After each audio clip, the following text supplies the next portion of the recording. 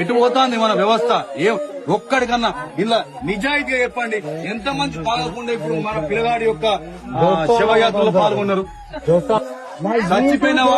చచ్చిపోయిన పిల్లగాళ్ళు మన దోస్తులైతే, చచ్చిపోయిన పిల్లగాళ్ళు మన అన్నదమ్ములైతే, నిజంగా మనకు రేషం పౌరుషం ఉంటే, వాళ్ళ మీద ప్రేమ అభిమానం మనకు ఉంటే, వీళ్ళ సావైనా మనల్ని మార్చాలి.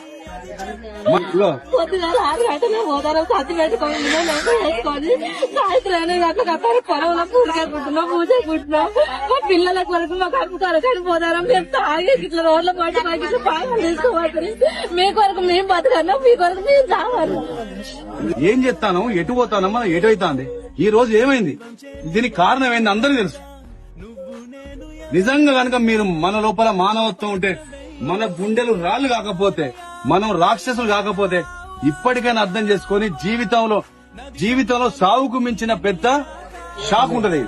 గంజాయి లాంటి పట్టుకొచ్చి ఇస్తా అంటే మనం దొరకట్లేదు. నడిపోట్లో కలుగుదాం, ఆగుదాం, మార్చుకుందాం. జీవితం మళ్ళా రాదు, జీవితం మళ్ళా రాదు. మన ఊరి పిల్లగాడు నిన్నటి దాకా మనతో ఈ టైం బతికున్నాడు, మన మధ్యలో. ఇవాళ మన దగ్గర 2 పిల్లలు లేరు. అరే అని చెప్పి బుధమి చేసుకుంటూ రోజు కలిసి చదువుకున్నాం, కలిసి తిరిగినాం. ఇవాళ మనిషి వేయండి.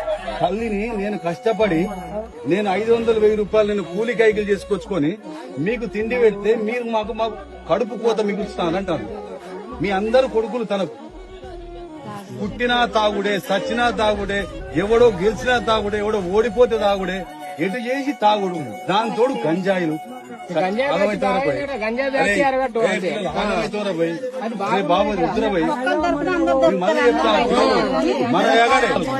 మన ఊళ్ళకెళ్ళి ఈ రోడ్ల మీద రక్తాలు దుస్తులు మార్చాలి, మీ అందరి గుణాలు మార్చాలి, మీ అందరి ఆలోచనలు మార్చాలి.